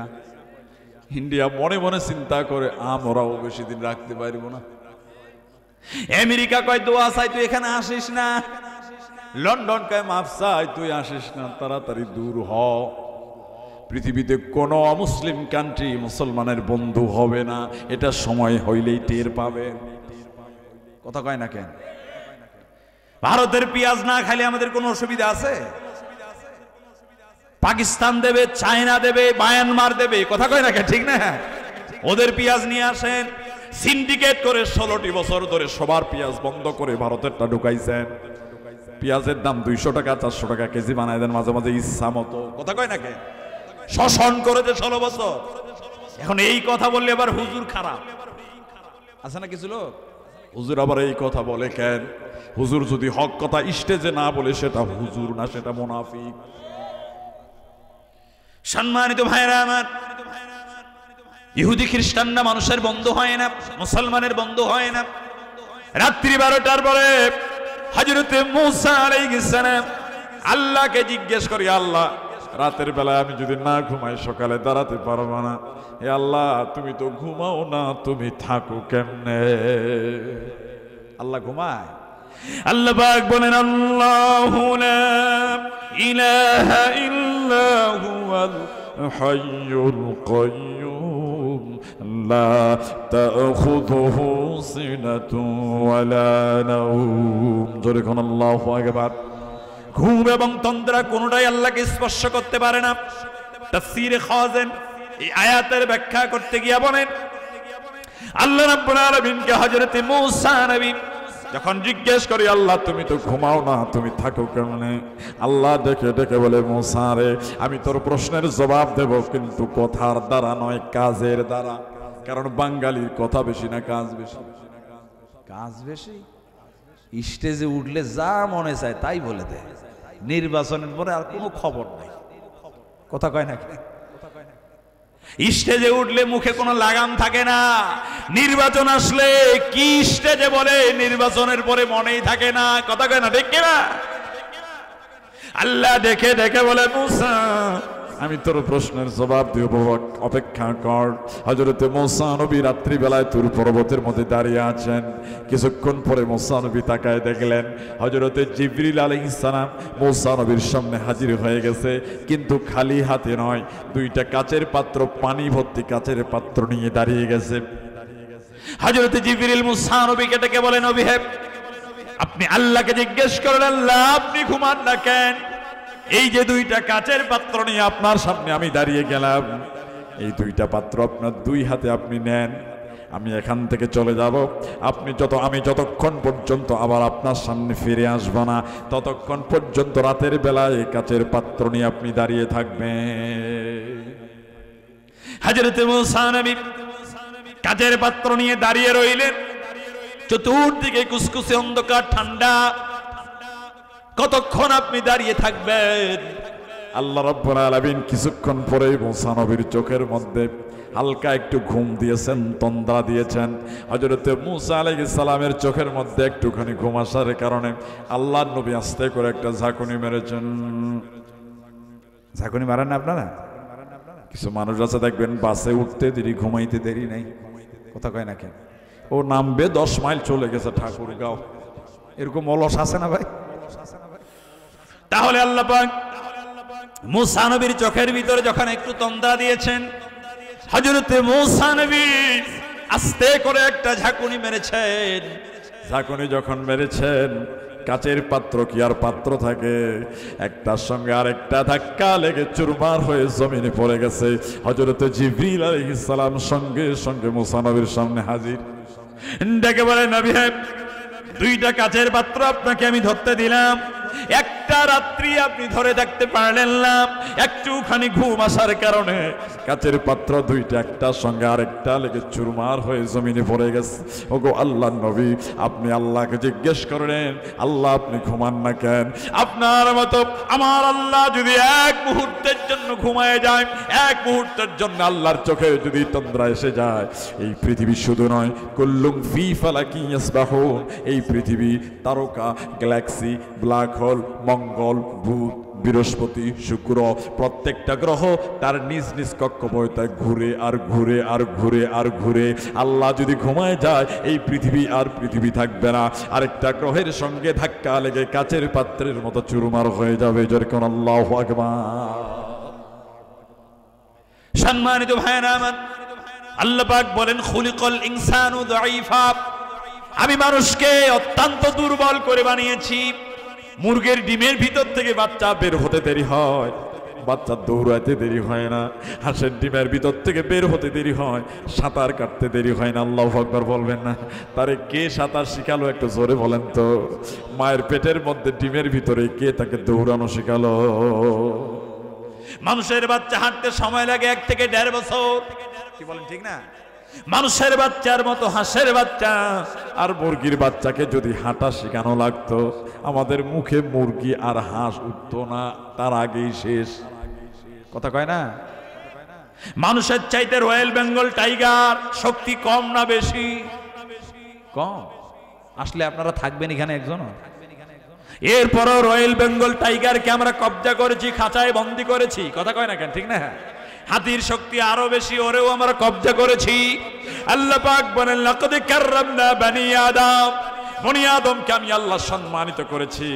আমি তাদেরকে বিবেক দিয়েছি, বুদ্ধি দিয়েছি, ভালো মন্দ বোঝার অ্যাবিলিটি দিয়েছি। এই পৃথিবীতে অনেক প্রাণী আছে মানুষের চাইতে বুদ্ধি অনেক বেশি, যেমন বাবুই পাখি। চেনেন আপনারা? বাবুই পাখি ঘর বানায় কোথায়? কষ্ট হয় নাকি? দোয়া করব আর একটু বলবো যে বাবুই পাখি কোথায় ঘর বানায় কোন তো? তাল গাছে ঘর বানায়। যখন ঘূর্ণিঝড় হয়, সিডর হয়, আইলা হয়, বাতাস যখন বেশি হয়, ও যে গাছটাতে ঘর বানায়, ওই গাছটা যদি উপরেও চলে যায়, এত শক্ত করে ঘরটারে সে আটকায় দেয়, দেখবেন তার ঘর কোনোদিন ছিঁড়ে যায় না। এমন কোন আঠা দিয়া সে ঘরটারে আটকায় দিল, তার ঘরটা ছিঁড়ে যায় না। সেটা কি সুপারগুলো? সুপারগুলো দিয়ে আটকায়? সুপারগুলোর চাইতে দামি আঠা আবিষ্কারের যোগ্যতা আল্লাহ তাকে দিয়েছে। কি কেমিস্ট আল্লাহ তার মাথার মধ্যে দিয়েছেন। বাবুই পাখি যে বাড়িটা বানায়, ইঞ্জিনিয়ারিং টেকনোলজি, আল্লাহু আকবার। আপনার ছেলে ইঞ্জিনিয়ার হওয়ার পরে ঘর বানা জানে, বাবুই পাখি ইঞ্জিনিয়ারিং কোনোদিন পড়ে নাই, এত সুন্দর করে ঘরের ফিনিশিং দেয়। আপনি আমি কিন্তু এত সুন্দর ফিনিশিং সহজে দিতে পারবো না। এত সুন্দর করে ফিনিশিং দিয়ে ঘরটারে বানায়, ঢোকার রাস্তা একটা, বের হওয়ার রাস্তা আর একটা, রুম হলো দুইটা, একটা হলো বেডরুম আর একটা হলো ড্রয়িং রুম, কিন্তু বাথরুম নাই। কি নাই? রাত্রি 12টার পরে চতুর্দিকে কুসকুসে অন্ধকার। বাবুই পাখি তার স্ত্রীকে ডেকে বলে, স্বামীকে ডেকে বলে, স্বামী গো, চতুর্দিকে কুসকুসে অন্ধকার, তোমার সাথে ঘরের মধ্যে শুয়ে আছি, কিছুই তো দেখা যায় না, অল্প একটুকুন ডিম লাইটের ব্যবস্থা করা যায় কিনা? বাবুই পাখির অন্তরের ভিতরে স্ত্রীর ভালোবাসা আছে না নাই? আছে। আমাদের ভালোবাসা আছে না নাই? সবার আছে, কারণ বউকে ভালোবাসলে সোয়াব আছে না নাই? কোন তো? আল্লাহ পাক বলেন, ওয়াজআলা বাইনাকুম মাওয়াদ্দাতাও ওয়া রাহমা, আমি স্বামী স্ত্রীর ভিতরে ভালোবাসা সৃষ্টি করে দিয়েছি। সুবহানাল্লাহ। কোথায় বাড়ি পঞ্চগড়, কোথায় দিনাজপুর, কথা কয় না কেন? কোথায় চট্টগ্রাম, কোথায় ঢাকা? আল্লাহ কি ভালোবাসা সৃষ্টি করে দেন, একজন আরেকজনের জন্য জীবন পর্যন্ত দিয়ে দেয়। সুবহানাল্লাহ। কিন্তু এরকম বউ পাওয়া এখন কঠিন, কারণ পরকিয়া এখন আছে না নাই? দিন যত যায় পরকিয়া তত বাড়ে, কথা কয় না কেন? ঠিক না ভাই? গার্লফ্রেন্ড, বয়ফ্রেন্ড, স্বামীর সাথে আরো ফ্রেন্ড, কথা কয় না কেন? আছে না? পরকিয়া আর পরকিয়া, এই মিডিয়া এগুলি আমাদেরকে শেখাচ্ছে। আমার মায়েরা বোনেরা ভালো করে শোনেন, মা বোনেরা আছে না ওখানে? আছে না? মায়েদের মর্যাদা আল্লাহ দিয়েছেন। মনে মনে চিন্তা করেন, হুজুর ওয়াজ শুরু করলো, কোথায় গেল কোথায়? আমি থাইল্যান্ড যাব, আমেরিকা যাব, লন্ডন যাব, ভারতে যাব, ঘুরে ঘুরে আবার বাংলাদেশে আসবো, চিন্তার কোনো কারণ নাই। কথা কি বুঝেন আমার? প্রত্যেকটা বক্তব্যের ফিনিশিং দিয়ে আমি এখান থেকে উঠবো ইনশাআল্লাহ। আমি যদি ব্যাক করতে না পারি, আমি এখনো বক্তা হইতে পারি নাই। কথা বুঝেননি আপনারা? বুঝেন? সম্মানিত মায়েরা বোনেরা, আপনাদেরকে বলে যায়, স্বামীর যে মর্যাদা আল্লাহ দিয়েছেন, সাহাবায়ে কেরাম ডেকে বলে, ইয়া রাসূলুল্লাহ, ইয়া হাবিবাল্লাহ, আপনার এত মর্যাদা আল্লাহ দিয়েছেন, আপনি একটু আমাদেরকে অনুমতি দেন, আমরা আপনাকে সেজদা করতে চাই। আল্লাহ নবী ডেকে বলে, না না, পৃথিবীতে কোনো মানুষকে সেজদা করতে পারে না। আমি যদি সেজদা করার অনুমতি দিতাম, প্রত্যেকটা স্ত্রীকে অনুমতি দিতাম, তারা যেন তাদের স্বামীকে সেজদা দেয়। তাহলে স্বামীর মর্যাদা বাড়িয়েছেন কে? একজনে বলে, হুজুর আমার বউ মোটে কোনো কথাই শোনে না, ডন কেয়ার।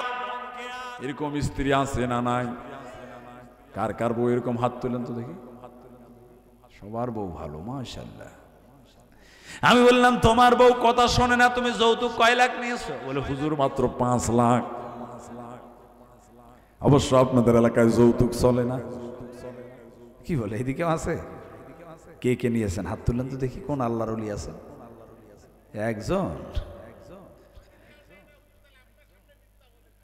তাই না? আল্লাহ হেফাজত করুন, জোরে কোন আমিন। সম্মানিত ভাইরা আমার, যৌতুক যত বেশি নেবেন, বউর কাছে তত ছোট হবেন, আপনার মর্যাদা আপনি হারাবেন। আত্মমর্যাদা বোধ যদি থাকে, আপনি ভিক্ষা নিতে পারেন না। মোটরসাইকেলে উঠে যান, শ্বশুরে দিয়েছে, বেশি চিল্লা চিল্লি করলে বলবে, চিল্লাইও না, গাড়ি কিন্তু আমার বাপে, কথা কয় না কেন? তাহলে আত্মমর্যাদা যদি ধরে রাখতে চান, যৌতুক নেবেন না। আপনার শ্বশুর যদি খুশি হয়ে 1 কোটি টাকাও দেয়, সেটা নেওয়া জায়েজ, কিন্তু দাবি করে চাপ দিয়ে আদায় করা জায়েজ। সুতরাং আমরা যৌতুক মুক্ত সমাজ গড়তে চাই। মায়েদেরকে বোনেদেরকে বলবো, যদি যৌতুক মুক্ত সমাজ গড়তে চান, আপনাদের ভূমিকা সবচাইতে বেশি। আপনারা পর্দা করে চলেন, কথা কয় না কেন? কারণ পর্দা আছে যার, সম্মান আছে তার। আমি যদি আজকে ঘোষণা দেই আগামীকালকে আপনাদের এই ওয়াজের ময়দানে একটা খাসির প্রদর্শনী হবে। কিসের খাসি? আপনি বলবেন হুজুর খাসি দেখতে কি ওয়াজে যাওয়া লাগে নাকি? রাস্তায় তো পাওয়া যায়। কথা কয় না কেন? আর যদি বলি রয়্যাল বেঙ্গল টাইগার এনেছি অথবা হরিণ এনেছি সুন্দরবন থেকে, আপনারা কি দেখতে আসবেন না? কারণ হরিণ তো রাস্তাঘাটে পাওয়া যায় না, সেটা রয়্যাল বেঙ্গল টাইগার হোক আর হরিণ হোক, ওটা জঙ্গলে যাওয়া লাগে, না হলে চিড়িয়াখানায় যাওয়া লাগে। তার মানে পর্দায় থাকে, আল্লাহ তার মর্যাদা বাড়িয়েছেন। পর্দায় নাই, অনেক খাসি আছে গন্ধের ঠেলায় 1 কিলোমিটার আশেপাশে যাওয়া যায় না। কথা কয় না কেন? তাহলে পর্দা নাই, তার সম্মানও নাই, তার গন্ধ চতুর্দিকে ছড়িয়ে যায়। তুমি পর্দা করো, তোমাকে টাকা দিয়ে মোহর না দিয়ে বিয়ে করবে, ঠিক কিনা? পর্দা আছে যেখানে, মর্যাদা আছে যেখানে। সম্মানিত মায়েরা, সম্মানিত বোনেরা, আল্লাহর নবী যখন হেরা গুহায় ধ্যানে মগ্ন ছিলেন, আল্লাহর নবীর স্ত্রী মা খাদিজা, সে সময় মক্কার সেরা ধনী, টাকার অভাব নাই, চাকর চাকরানির অভাব নাই, কিন্তু আল্লাহর নবীকে তিনি এত বেশি ভালোবেসেছেন, নিজ হাতে রান্না বান্না করে তিনি যখন হেরা গুহায় আল্লাহর নবীর জন্য খাবার নিয়ে রওনা দিয়েছিলেন, আল্লাহর নবী যখন হেরা গুহায় ধ্যানে মগ্ন ছিলেন, আল্লাহ পাক এই দৃশ্য দেখার পরে ডেকে ডেকে বলে, ও জিবরাইল, জলদি করে যাও, আমার নবীর কানে কানে বলে দাও, আমার নবীর স্ত্রী যখন খাবার নিয়ে রাসূলের কাছে আসবে, আমি আল্লাহ এত খুশি হয়েছি, আমি আল্লাহ নিজেই খাদিজাকে সালাম বলেছি। মা খাদিজাকে যখন সালাম দেওয়া হলো, মা খাদিজা চোখের পানি ছেড়ে দিয়ে কেঁদে দিয়েছেন। ডেকে ডেকে বলে, ইয়া রাসূলুল্লাহ, ইয়া হাবিবাল্লাহ, আল্লাহর সালামের জবাব কেমনে দেওয়া লাগে আমি তো জানি না, আমার পক্ষ থেকে আপনি সালামের জবাবটা দিয়ে দেন। সুবহানাল্লাহ। সুতরাং আল্লাহকে খুশি করতে হলে অবশ্যই স্বামীকে খুশি রাখা লাগবে। কথা কয় না কে?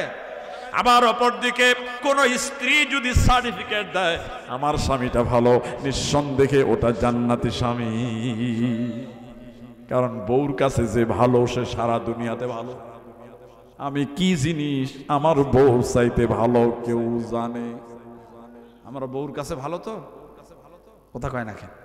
বউর কাছে ভালো না? আমরা বউর কাছে ভালো হওয়া লাগবে। আজকে রাতের বেলায় যখন বাড়িতে যাবেন, দরজা খুলবে, আসসালামু আলাইকুম দিয়ে বাড়িতে ঢুকবেন, পুরো ঘরটাকে রহমত দিয়ে ভরপুর করে দেবেন কে? মনে মনে চিন্তা করি, আল্লাহ বউকে যদি সালাম দেই, বউ চিন্তা করবি আবার কোন হুজুর আসলো গো। নিজের বাচ্চাগুলিকে আসসালামু আলাইকুম দিয়ে ঢুকবেন, তাহলে তারা বুঝবে কেউ আসলে আর গেলে সালাম দিতে হয়। আর যদি tata bye bye good night এগুলি শেখান, মরার সময়ও বলবে হাই ড্যাডি গুড নাইট। কারণ আপনি যা শিখাবেন আপনার বাচ্চা ওটাই আপনাকে রিপ্লাই দিবে। কথা কয় না কেন? বাচ্চাদেরকে সালাম শেখান, বাচ্চাদেরকে কোরআন শেখান। আপনার বাচ্চা জজ হবে, ব্যারিস্টার হবে, ডিসি হবে, এসপি হবে, কিন্তু সবার আগে সে কোরআন জানবে, যাতে আপনি মরার পরে আপনার জানাজার ইমামতি আপনার সন্তান করতে পারে। আপনার টাকা আছে, দামি হুজুর ভাড়া করে আপনি এনেছেন, বলেছেন হুজুর আমার বাবার জন্য দোয়া করেন যাতে আমার বাবা ডাইরেক্ট জান্নাতে যায়, টাকা যা লাগে দেব। হুজুর এত চেষ্টা করে চোখে পানি আসে না, কারণ আমার কি ঠেকা পড়ছে তোর বাপের জন্য আমি কানবো। কথা কয় না? আমার টাকা বেশি দিলে আমি একটু কান্নার ভান করব, কিন্তু ব্লাড কানেকশন, রক্তের যোগাযোগ, সন্তান যখন জানাজার নামাজে দাঁড়িয়ে যায়, ও জানাজার নামাজে দাঁড়াতে দেরি হয়, ওর চোখ দিয়ে পানি বের হতে দেরি হয় না। সম্মানিত ভাইরা আমার, বোনেরা আমার, বাবুই পাখি লাভ দিয়ে তার ঘর থেকে জমিনে নেমেছে, মনে আছে নি আপনাদের? জমিনে নেমে অপেক্ষা করছে কোন জোনাকি পোকা পাওয়া যায় কিনা। একটা জোনাকি পোকা যখন পেয়েছে, ওই পোকাটারে তার ঘরের মধ্যে নিয়ে জোনাকি পোকার মুখটা তার ঘরের মধ্যে ঢুকায় দেয়, আর পিছন থেকে টিম টিম করে চলে, অটোমেটিক্যালি ডিম লাইটের ব্যবস্থা হয়ে যায়। এই জ্ঞান তারে কে দিল? কত জোরে কয় না, কে দিল? এবার জাপানের বিজ্ঞানীদেরকে মিশরের বিজ্ঞানী উত্তর দেয়, শোনো শোনো, শুধু ঔষধ খেলে হবে না, ঔষধ খাওয়ার নিয়ম লাগবে। সুবহানাল্লাহ কবেন না? একটা 3 আর 7টা জাইতুন, আর ওই 3 জাইতুন হওয়া লাগবে। ওয়াতুর সিনিন, তুর পর্বতের আশেপাশে মিশর এবং ফিলিস্তিনের মাঝামাঝি জায়গায় তুর পর্বতটা অবস্থিত। আপনি তিন আর জাইতুন যদি খান, ওই তুর পর্বতের আশেপাশে তিন আর জাইতুন হওয়া লাগবে। জোরে কন্যা সুবহানাল্লাহ। ওই জায়গার তিন, ওই জায়গার জাইতুন, একটা তিন আর 7টা জাইতুনের উপাদান একত্রিত করে কোনো মানুষ যদি কন্টিনিউ অনেক দিন খেতে পারে, ওই লোকটার যৌবন শক্তি সহজে হারাবে না, তারুণ্য ধরে রাখতে পারবে অনেক দিন। জোরে কন্যা সুবহানাল্লাহ।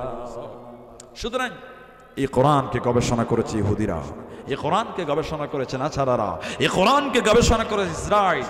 আমরা গবেষণা করতে পারি না। আমি আপনাদের সামনে একটা সূরা পড়েছি, একটা শব্দের উপরে কয়েকটা কথা বলবো।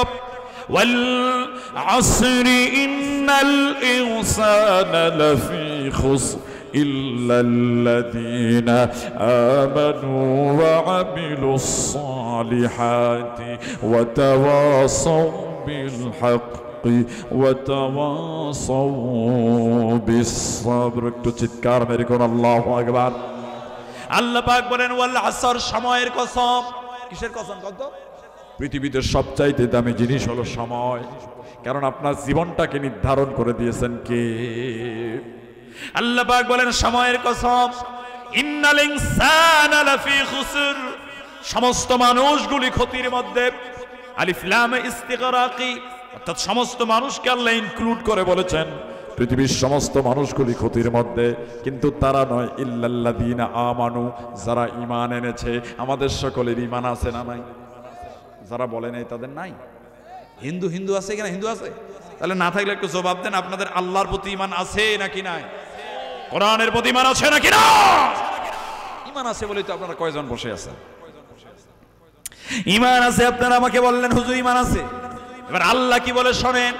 কোরআন বলছে ওয়ামিনান নাসি মান ইয়াকুলু আমান্না বিল্লাহি ওয়া বিল ইয়াউমিল আখির ওয়া মা হুম বিমুমিনিন। খুব মনোযোগ, আগামী 10 মিনিট শুধু ঈমানের উপরে, আগামী 10 মিনিট আমি কথা বলবো।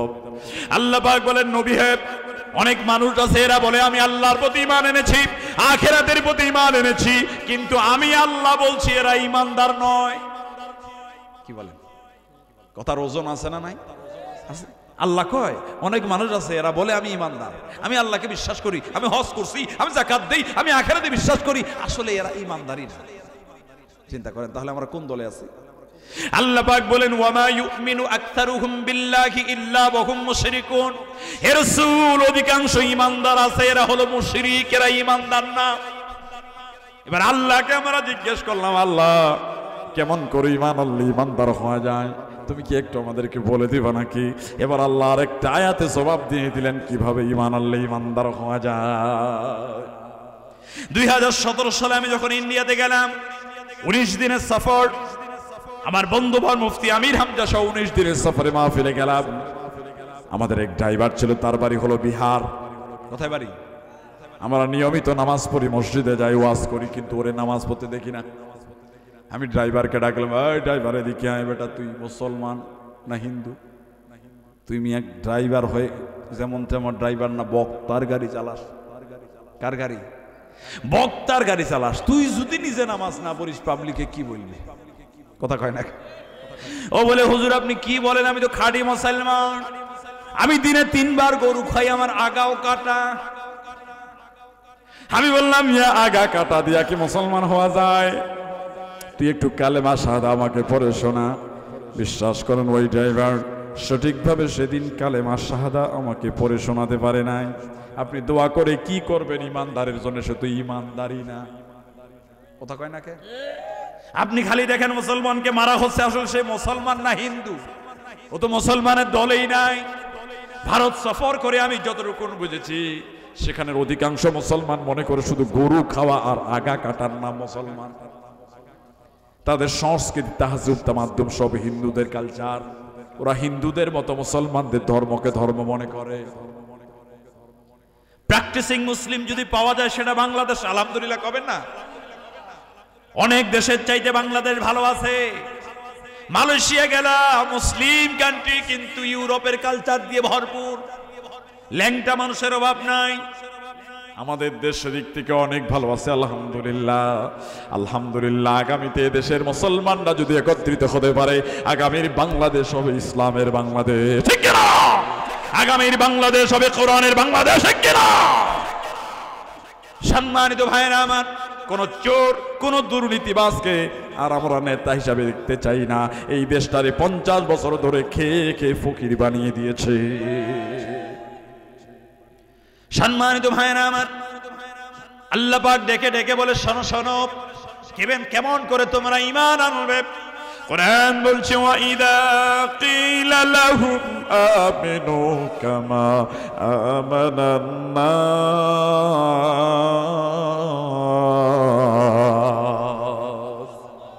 আল্লাহর কোরআন সূরা বাকারা 13 নম্বর আয়াত তাফসীরে জালালাইন ব্যাখ্যা করেছেন, আই কামা আমানা আসহাবু মুহাম্মদ সাল্লাল্লাহু আলাইহি ওয়াসাল্লাম, মুহাম্মদ রাসূলুল্লাহ সাল্লাল্লাহু আলাইহি ওয়াসাল্লামের সাহাবীরা যেমন করে ঈমান এনেছে, ও রাজারামপুরের ঈমানদারেরা, তোমরাও সাহাবীদের মতো ঈমান আনো। কাদের মতো ঈমান? সাহাবীদের মতো ঈমান যদি আনতে হয়, একটা হাদিস আপনাদের সামনে বলে যায়, লা ইউমিনু আহাদুকুম হাত্তা আকুনা হাব্বা ইলাইহি মিন ওয়ালিদিহি ওয়া ওয়ালাদিহি ওয়ান নাসি আজমাইন। যতক্ষণ পর্যন্ত তুমি তোমার পিতামাতা, তোমার সন্তান সম্পত্তি এবং দুনিয়ার সব কিছুর চাইতে আল্লাহর রাসূলকে ভালোবাসতে পারবে না, তুমি ঈমানদার হতে পারবে। মুসলিম শরীফের হাদিস, কান লাগান। খন্দকের যুদ্ধ শুরু হয়ে গেছে। বিশ্বনবী খন্দকের মাঠে নিজ হাতে মাটি খনন করেন। একজন বিশ্ব নেতা, একজন বিশ্ব লিডার নিজ হাতে মাটি খনন করে। আর আমাদের পাতি নেতা যদি হয়, ওরে সালাম দিলে সালামের জবাবও দেয় না। নেতা আছে না, বিশাল ভাব, তুমি কি রা ভাই? আমি হলাম মন্ত্রীর খালাতো ভাইয়ের ছোট দুলা ভাইয়ের বড় শালীর বড় ভাইয়ের ছোট ছেলের বড় দুলা ভাইয়ের ছোট ছেলের বড় ভাই। নেতা কাকে বলে? হ্যাঁ, এখন তুমি গেলা তাফসীর মাহফিল বন্ধ করেছো, এখন তুমি নিজেই বন্ধ হয়ে গেছো। কথা কেন, ঠিক কিনা? কত বড় লিডার, তুমি মাহফিল বন্ধ করো? অনুমতি নেওয়া লাগে। কোরআনের মাহফিল করবা, অনুমতি কিসের? এই মাহফিলের অনুমতি মুসলমানের দেশে হতে পারে না, এটা অটো অনুমতি হবে। কথা কেন, ঠিক কিনা? তাদের কাছে কেন অনুমতি নেওয়া লাগবে আমাদের? এখানে কি জঙ্গিবাদ শিক্ষা হয়? আজহারের মাহফিলে লক্ষ লক্ষ মানুষ, কই একদিনও তো বম বাস্টিং হইল না? আর যত নাটক তোমরা সাজাইছো, শয়তান চিন্তা করছে, আল্লাহ আমার থাকার কি দরকার, আমার বোন আর ভাই তো সব এখানে বসে আছে, আমি ছুটি নেই। 15 বছর রিটায়ারমেন্টের পরে ওরা আবার এখন আসছে। আমার মনে হয় শয়তান এতদিন রিটায়ারমেন্টে ছিল। এই দেশে শয়তানের কি দরকার? মিনাল জিন্নাতি ওয়ান নাস, আল্লাহ কয় জিন শয়তান আর মানুষ শয়তান দুইটাই আমি বানিয়েছি। মানুষ শয়তান, জিন শয়তানের চাইতে বেশি ভয়ঙ্কর। জোরে কয় না, ঠিক কিনা? সম্মানিত ভাইরা আমার, বিশ্ব লিডার কেমন হওয়া লাগে শোনেন। বিশ্ব নেতা নিজ হাতে মাটি খনন করে। হযরতে জাবের রাদিয়াল্লাহু তাআলা আনহু মনে মনে চিন্তা করে, আল্লাহ রসুলের পেটে খাবার নাই, অথচ সকালবেলায় আমি পেট ভর্তি করে খেয়ে এসেছি। বড় কষ্ট পেলেন। এক মুহূর্তের জন্য তিনি দেরি করলেন না, দৌড় দিয়ে নিজের বাড়িতে গেলেন। স্ত্রীকে ডেকে বললেন, স্ত্রী গো, রসুলের পেটে খাবার নাই, খন্দকের মাঠে মাটি খনন করে এক বেলা খাবারের কোনো ব্যবস্থা করা যায় কিনা। স্ত্রী ডেকে বলে, স্বামী গো, বাড়িতে ছোট্ট একটা দুম্বা আছে, জবাই করে দাও। অল্প একটুকু আটা আছে, আমি রুটি বানাই। কিন্তু খবরদার, খন্দকের মাঠে অন্তত 3000 সাহাবী মাটি খনন করে। বেশি লোকরে বলতে যাবা না, রসুল ঠিক মতো খেতে পারবে না, কারণ 2-3 জনের খাবার বাড়িতে আছে। জলদি করে দুম্বাটা জবাই করে দেওয়া হলো।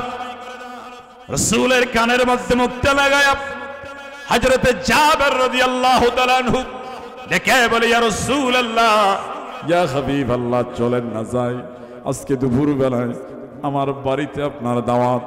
বিশ্ব নবী ডেকে বলে, জাবের কি বলো তুমি, আসতে কেন, জোরে বলো। আমি একাই কেমন করে তোর বাড়িতে যাই? শত শত সাহাবী মাটি খনন করে, তাদের পেটেও খাবার নাই। হবে না, আমি একাই তোর বাড়িতে যেতে পারবো না, আমার সাহাবী যদি না যায়। কেমন লিডার, কেমন নেতা! সাহাবীরা ছাড়া তিনি একবেলা খাবারও খান না। আর আপনার আমার এমন নেতা একাই ভারতে চলে যায়, একটা নেতারও খবর নেয় না। খবর নিছে কারো?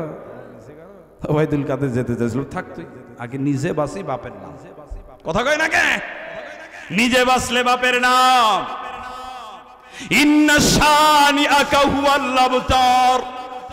কাফেররা চেয়েছিল মুহাম্মদের বংশ ধ্বংস করে দিতে, আল্লাহ ওদের নিজের বংশ ধ্বংস করে দিয়েছে। ঠিক না? কোরআন হলো জীবন্ত মুজিজা। কিয়ামত পর্যন্ত কোরআন থেকে আমাদের শিক্ষা গ্রহণ করতে বলেছেন আল্লাহ রাব্বুল আলামিন। আল্লাহর নবী ডেকে বলে, জাবের হতে পারে না, একটু অপেক্ষা কর। ও খন্দকের সাহাবীরা রে, তোমাদের জন্য খুশির সংবাদ, আজকে দুপুর বেলায় তোমাদের ভাই জাবেরের বাড়িতে তোমাদের দাওয়াত। জাবের মনে মনে চিন্তা করে, আল্লাহ করতে চাইলাম কি আর হইলটা কি? বাড়িতে খাবার আছে 2-3 জনের, আর অন্তত 3000 সাহাবী খন্দকের মাঠে মাটি খনন করে। বড় চিন্তায় পড়ে গেলেন। জাবেরের সঙ্গে রওনা দিয়েছে বাড়ির দিকে বিশ্ব নবী। জাবেরের স্ত্রী জানালার ফাঁক দিয়ে উকি মাইরা দেখে, আল্লাহ ঘটনা কি রে? আমার স্বামীরে বললাম কি আর করছেটা কি? আপনার আমার স্ত্রী যদি হতো তাহলে কি করত? হ্যাঁ, রংপুরে বলার পরে একজন বলে, হুজুর আমারে পিটাইতো। বাংলাদেশে এমনও স্ত্রী আছে স্বামীকে পিটায়। কথা কয় না? আছে না? বাংলাদেশে স্ত্রীর উপরে নির্যাতন করলে নারী নির্যাতনের মামলা হয়, অথচ এই বাংলাদেশে 35% স্বামী স্ত্রী কর্তৃক নির্যাতিত হচ্ছে। কথা কয় না কে? এরকম স্ত্রী আছে না? কার আছে? হাত তোলেন। একজনও নাই আপনাদের এখানে। তাহলে ওয়াজের কি দরকার? সবাই তো ভালো। মনে মনে চিন্তা করে, হুজুর ভালো। অনেক স্ত্রী আছে স্বামীর উপরে খবরদারি করে। আর রিজালু কাওয়ামুনা আলাল নিসা। আল্লাহ রাব্বুল আলামিন বলেন, স্ত্রীর উপরে, মহিলাদের উপরে আমি আল্লাহ পুরুষকে প্রাধান্য দিয়েছি। যেই পরিবারে স্ত্রী খবরদারি করে, স্ত্রীর নেতৃত্ব চলে, ওই পরিবারে শান্তি আসে না। এরকম বিয়াক্কল মার্কা স্বামী আছে না কিছু? বউ যা কয় তাই করে। কথা কয় না কেন? বউর কথা আপনাকে অবশ্যই শুনতে হবে। আপনার মর্যাদা ছেলে পড়ে যায় মাইনকাসি পায়, একদিকে মা একদিকে বউ। কথা কয় না কেন? মহাবিপদ যাবে কোন দিকে? মায়েদেরকে বলি, শোনেন, আপনার ছেলের বউকে আপনি মেয়ে মনে করেন, সব বিপদ দূর হয়ে যাবে। কথা কয় না কেন? অনেক শাশুড়ি আছে, নিজের মেয়ে যদি 100টাও ভুল করে, তার ভুলগুলি সে দেখে না। বউ যদি একটু চুম থেকে খসে, ওর খবর আছে। এরকম শাশুড়ি আছে না কত? তাহলে আপনার মেয়েকে মেয়ে মনে করেন, ও তো আরেকজনের মেয়ে। কথা কয় না কে? ঠিক না? তাহলে আপনার বৌমাকেও আপনি মেয়ে মনে করেন, দেখবেন সব সমস্যার সমাধান হয়ে যাবে। আর বৌমা যারা আছেন, তারা আপনার শাশুড়িকে আপনি মা মনে করেন, সেও আরেকজনের মা, আপনার স্বামীর মা। কথা কয় না কেন? মা যদি মনে করেন, আর যদি শাশুড়িরা তার বৌমাকে নিজের মেয়ে মনে করে, সব সমস্যা একদিনে সমাধান হয়ে যাবে। কিন্তু তা হয় না। সম্মানিত ভাইরা আমার, জাবেরের স্ত্রী দূর থেকে দেখার পরে টেনশনে পড়ে গেলেন। বিশ্বনবী হযরত জাবেরের সঙ্গে তার বাড়িতে তাশরীফ ফরমালেন। বিশ্বনবী লক্ষ্য করে দেখলেন জাবেরের মনটা খারাপ, টেনশনে পড়ে গেছে, পেরেশানির ভিতরে পড়ে গেছে। আল্লাহ নবী ডেকে বলে, জাবের টেনশনে পড়ে গেছে জাবের, আমি ভালো করে জানি তোর বাড়িতে এত লোকের খাবার নাই। আল্লাহ নবী জানেন না? জানেন, কারণ তিনি তো স্মার্ট লিডার। কি লিডার? আমাদের মতো স্মার্ট। স্মার্ট বাংলাদেশ বলতে দেরি, ভাঙতে দেরি নেই। কথা কয় না কেন? আল্লাহ নবী হলেন রিয়েল স্মার্ট। তিনি শিক্ষক, ছাত্র, ডিসি, এসপি, জাজ, ব্যারিস্টার, ম্যাজিস্ট্রেট, আইনজীবী, বুদ্ধিজীবী, সাহিত্যিক, সাংবাদিক, প্রকৌশলী, চিকিৎসক, কৃষিবিদ, মন্ত্রী, এমপি, প্রধানমন্ত্রী, ইভেন প্রেসিডেন্ট, সর্বকালের সর্বযুগের সর্বস্তরের মানুষের জন্য যিনি মডেল, যিনি আদর্শ, তিনি আপনার আমার নবী মুহাম্মদুর রাসূলুল্লাহ সাল্লাল্লাহু আলাইহি ওয়াসাল্লাম। আল্লাহর নবী সেনাপতির দায়িত্ব পালন করে বিকাল বেলায় তিনি যখন বাড়িতে ফিরলেন, পেটে বড্ড ক্ষুধা, তিনি চিন্তা করেছিলেন বাড়িতে খাবার আছে, যাওয়ার পরে খাওয়া দাওয়া করব, কিন্তু গিয়ে দেখলেন তখনও রান্না বান্নার কাজ শেষ হয় নাই। আল্লাহ নবী বিন্দু মাত্র রাগান্বিত হলেন না। বিশ্ব লিডার, বিশ্ব নেতা নিজ হাতে মা আয়েশার সাথে রান্না বান্নার কাজে সহযোগিতা করেছে। কেমন স্বামী! আর আমরা যদি হইতাম ঝাড়ি আগে 3টা মেরে দিতাম। কথা কয় না কেন? খালি রাগ দেখালে হবে না। আল্লাহ পাক বলেন তোমার স্ত্রীর অনেক অবদান রয়েছে তোমার জীবনে। কথা কন না কেন? তারা যদি ভুলও করে ওই অবদানের কথা চিন্তা করে তাদেরকে মাফ করে দাও। আল্লাহ পাক বলেন জান্নাতি বান্দা কারা হবে? আল্লাযীনা ইউনফিকুনা ফিস সাররাই ওয়াদ দাররাই ওয়াল কাযিমিনাল গায়যা ওয়াল আফিনা আনিন নাস।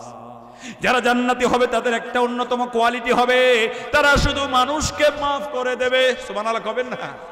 মানুষকে মাফ করে দিলে তাকে মাফ করে দিবে কে? আল্লাহ মাফ করে দেবে। সম্মানিত ভাইরা আমার, বিশ্বনবী দেখে বলে যাবে, চিন্তার কোনো কারণ নাই রে যাবে, তোর স্ত্রীকে বলে দে সেই জন্য রুটি বানা বন্ধ না করে, বানাতেই থাকে বানাতেই থাকে বানাতেই থাকে। জাবের বলে রসুল তা তো বুঝলাম, কিন্তু এত আটা পাবে কই? কথা কয় না? আটা লাগবে না রুটি বানাতে? আল্লাহর নবী বলে যাবেন আটার চিন্তা করা লাগবে না জাবের, আমি রসুল দোয়া করে দিলাম আল্লাহ রাব্বুল আলামিন তোর বাড়ির আটার ভিতরে বরকত দান করে দেবে। ও বন্ধু, বরকত কিন্তু আলাদা জিনিস, ঠিক না? একজনের বেতন পায় 10,000 20,000, তার ফ্যামিলি সুন্দর চলে। আর একজন বেতন পায় 2 লাখ, ফ্যামিলি চলে না, আরো ঘুষ খাওয়া লাগে 3 লাখ। তাহলে বরকত আলাদা জিনিস। বাংলাদেশের যত কম বেতনের চাকরি ইমাম আর মুয়াজ্জিনের, কথা কন না কেন? ইমামের বেতন 4,000, বাকি 3 মাস।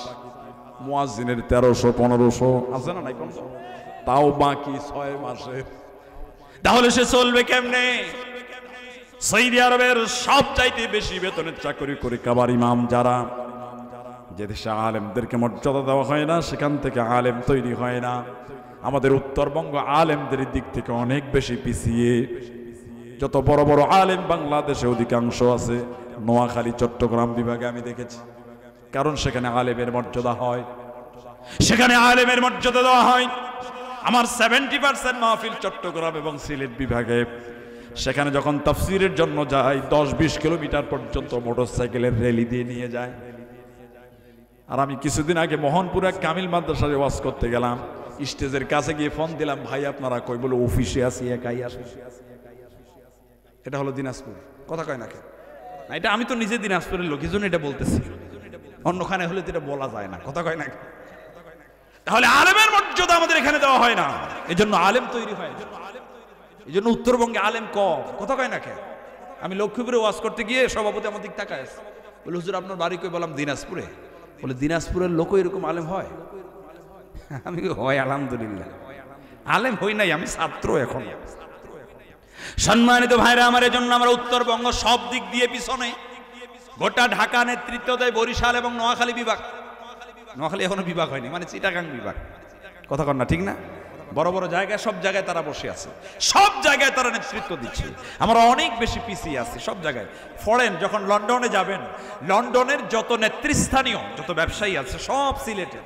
গতকালকে যেখানে ছিলাম জগন্নাথপুর, লন্ডন ইসলামিক সোসাইটির যে সভাপতি, উনি আমাকে দাওয়াত দিয়েছিলেন। সেখানে নেতৃত্ব দেয় সব ওই বঙ্গের লোকেরা। আর আমরা যাই সেখানে কাজ করি, হোটেলের কাজ করি, আর মালিক হলো তারা। কারণ আমাদের এলাকার লোক হচ্ছে আরাম প্রিয়, বাপের আছে 10 বিঘা, কাজ করার কি দরকার, চুক্তি দাও আর ঘুমাই খাও। কথা কন না ভাই, ঠিক না? আমরা পরিশ্রম করতে চাই না, কিন্তু বসে খেলে তো রাজার ধন শেষ হয়ে যাবে। কথা কন না, ঠিক না? এই জন্য পরিশ্রমী হতে হবে। আল্লাহ নবী অলস মানুষকে পছন্দ করতেন না। হযরত ওমর একদিন যখন নামাজের পরে তিনি তাকায় দেখলেন 2 জন মসজিদে বসে বসে কি যেন ফিকির করে। আসরের পরে গিয়ে দেখে তাও জিকির করে। মাগরিবের পর গিয়ে ওখানেই বসে আছে। ডাক দেয়, এদিকে তোরা কারা? বলে হুজুর আমরা জিকিরে ফিকিরে আছি। জিকির কালকে ফজরের পরে দেখলে পিঠায় বের করে দেবে, কারণ আল্লাহ নিজেই বলেছেন নামাজের পরে তোমরা রিজিক অন্বেষণে চলে যাও। কথা কয় না কেন? রিজিক অন্বেষণ করো, পরিশ্রম করো। রাসূল বলেছেন নিচের হাতের থেকে উপরের হাত বেশি উত্তম। তুমি শুধু ভিক্ষা করবা কেন? তুমি দান করবা মানুষকে। তুমি গরিব হবা কেন? তুমি ধনী হও, মানুষকে দাও। ওসমান গনির মতো হও, একদিকে আল্লাহওয়ালা আর একদিকে সবচাইতে বড় ধনী। কথা কন না, ঠিক না? ইমাম সাহেব যদি ধনী হয় তার কথার যেমন পাওয়ার হবে, ও যদি ফকির মার্কা হয় ওরকম পাওয়ার কিন্তু হবে না। কথা কন না, ঠিক না?